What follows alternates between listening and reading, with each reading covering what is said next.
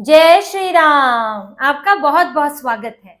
अरविंद केजरीवाल के नेताओं पर ईडी का शिकंजा कसता जा रहा है। एक के बाद एक मामले में वो फंसते जा रहे हैं। अरविंद केजरीवाल पर तो खुद शराब घोटाले का आरोप है।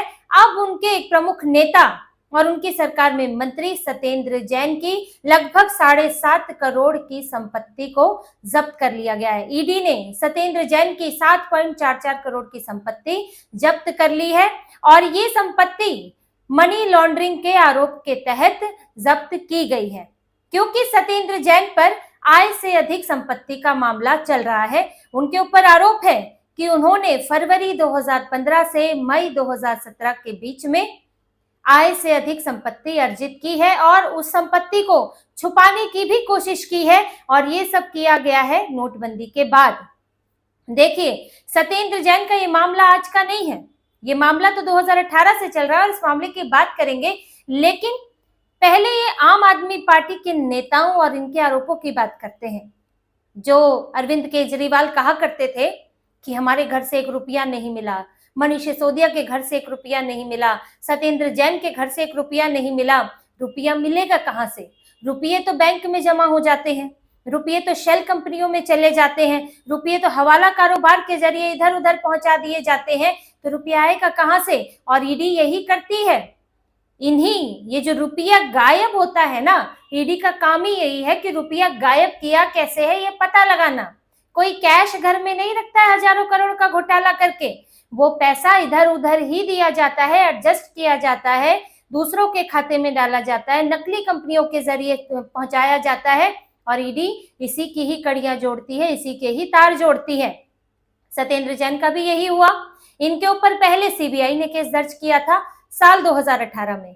2018 में आय से अधिक संपत्ति का मामला सामने आया और फिर जब ईडी ने इसकी पड़ताल की तो पता चला नोटबंदी के बाद साल 2016 में सत्येंद्र जैन ने 7.44 करोड़ रुपया जमा कराया है और उनकी तरफ से अंकुश जैन और वैभव जैन, ये 2 लोग गए थे पैसा जमा कराने और कुछ कंपनियों के नाम पर इस पैसे को जमा कराया गया और इसे कहा गया कि अग्रिम कर है, पहले से ही एडवांस में हम जो है टैक्स का भुगतान कर रहे हैं।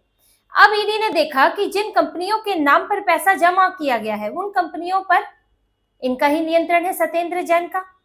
अब एक तरह से कंपनियां इन्हीं की हुई, इन्हीं के नियंत्रण में है तो पैसा भी इन्हीं का हुआ। तो इन्होंने एक दूसरे रूट से 7.5 करोड़ रुपया अपनी कंपनियों के जरिए एक छुपाकर अपने पास ही रख लिया।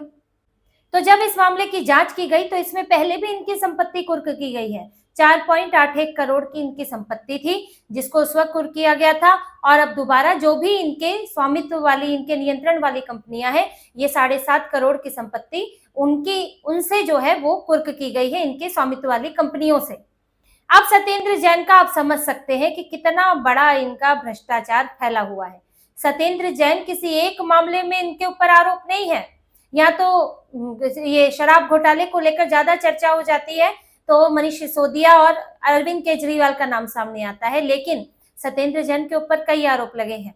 और अभी अरविंद केजरीवाल ने दिखाने की क्या कोशिश की थी कि पीडब्ल्यूडी डिपार्टमेंट में जो भर्तियों को लेकर अनियमितता पाई गई थी वो उस मामले में भी इनका नाम था, लेकिन उसमें केस क्लोज हो गया, इनकी उसमें भागीदारी नजर नहीं आई।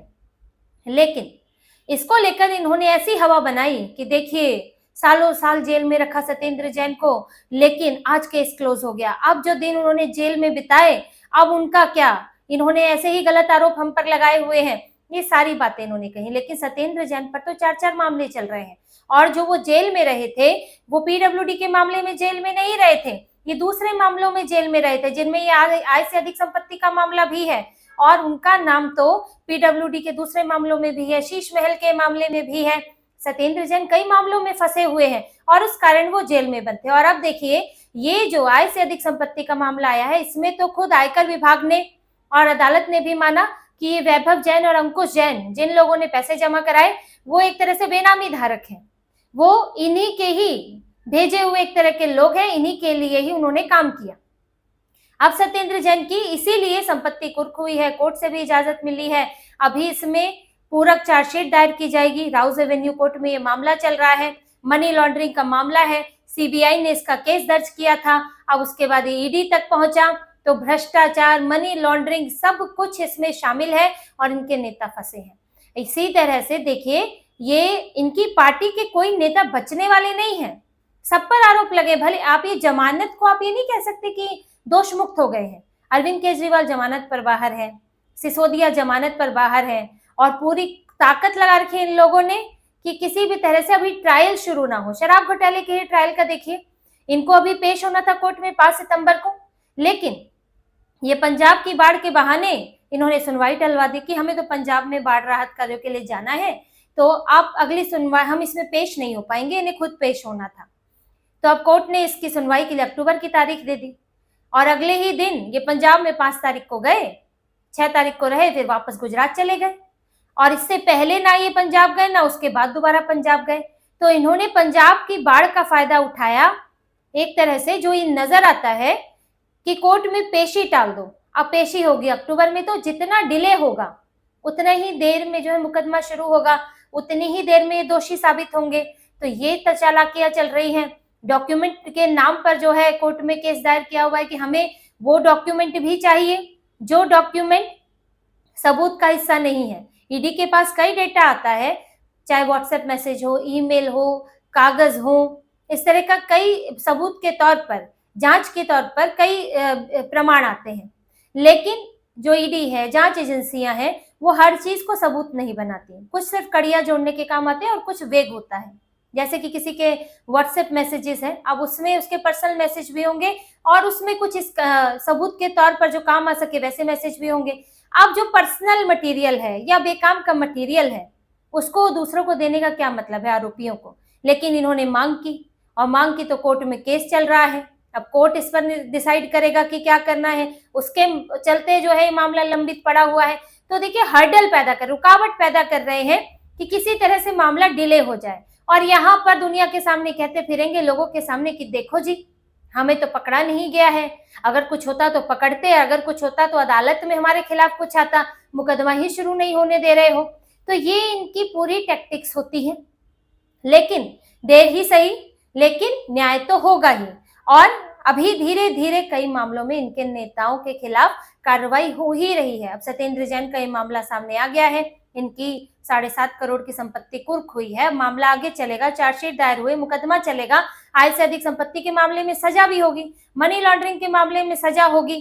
तो आम आदमी पार्टी के नेता, बड़े नेता, और ये प्रमुख नेता हैं, ऐसा नहीं है कि कोई ऐसा नेता है, ठीक है, किसी विधायक ने कुछ किया, ये सब मंत्री बने थे। सत्येंद्र जैन, कई मंत्रालय, कई विभाग इनके पास, मनीष सिसोदिया डिप्टी सीएम और केजरीवाल खुद सीएम।